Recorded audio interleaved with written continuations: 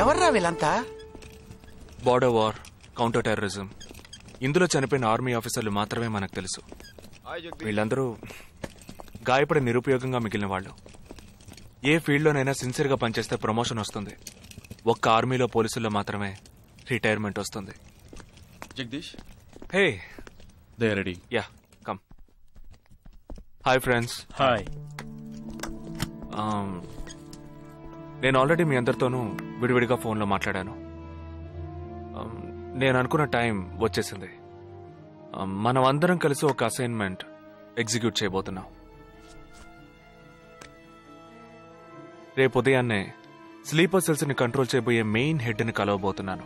అతను నేను కలవబోయేటప్పుడు నన్ను ఫాలో చేస్తూ వచ్చే అవకాశం ఎవ్వరికీ లేదు. అందుకని అతను నేను కలవడానికి వెళ్లే ముందే నా ఒంట్లో ట్రాకింగ్ చిప్ ఇన్సర్ట్ చేసుకుంటాను. ఆ చిప్ ఎక్కడెక్కడికి ట్రావెల్ అవుతుందో కంట్రోల్ రూమ్ లో ఉండి నువ్వు ఇతనికి కమ్యూనికేట్ చేస్తూ ఉండాలి. ఆర్మీలో మనం యూజ్ చేసే పెలుడు పదార్థాన్ని చాలా సీక్రెట్ గా తెప్పించాను. ఇవాళ సాయంత్రం అవి మీ అందరికీ అందుతాయి. వాటితో C4 ప్లాస్టిక్ ఎక్స్ప్లోజివ్ తయారు చేసి ఇతని చేతికి మీరివ్వాలి. అది తీసుకుని బాలాజీ చెప్పిన ప్రకారం నన్నెక్కడికి తీసుకెళ్తున్నారో తెలుసుకుని నువ్వు అక్కడికి రావాలి. వాళ్ళు తప్పకుండా జనసంచారం లేని చోటుకే నన్ను తీసుకెళ్తారనుకుంటున్నాను. సో అక్కడికి ఆ ఎక్స్ప్లోజివ్ ని తీసుకొచ్చి అమర్చి నువ్వు వెళ్ళిపోవాలి. ఓకే? నేను వాళ్ళకి ప్రాణాలతో ఎందుకు కావాలో ఇంతవరకు నాకు అర్థం కాలేదు. కానీ నేను ఆ స్లీపర్ సెల్స్ మెయిన్ హెడ్ ని కలిసిన 15వ నిమిషం ఆ బాంబ్ పేలాలి. నాతో పాటే ఆ స్లీపర్ సెల్స్ కి ఆర్డర్ ఇచ్చేవాడు కూడా స్మాష్.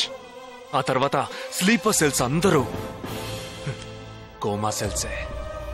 వాళ్ళకి లైఫ్ లాంగ్ ఇక ఏ ఆర్డరు రాదు.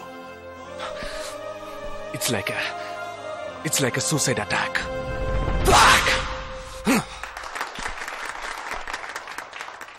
నేను సరైన నిర్ణయమే తీసుకున్నాను రా. నువ్వు నిజంగా నా మేలు కోరేవాడివే అయితే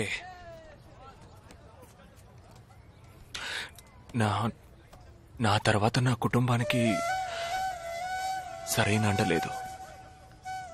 2 చెల్లెళ్ళు కూడా ఉన్నారు. నువ్వు ఫ్రీగా ఉంటే అప్పుడప్పుడు వెళ్ళి వాళ్ళని చూస్తూ ఉండు.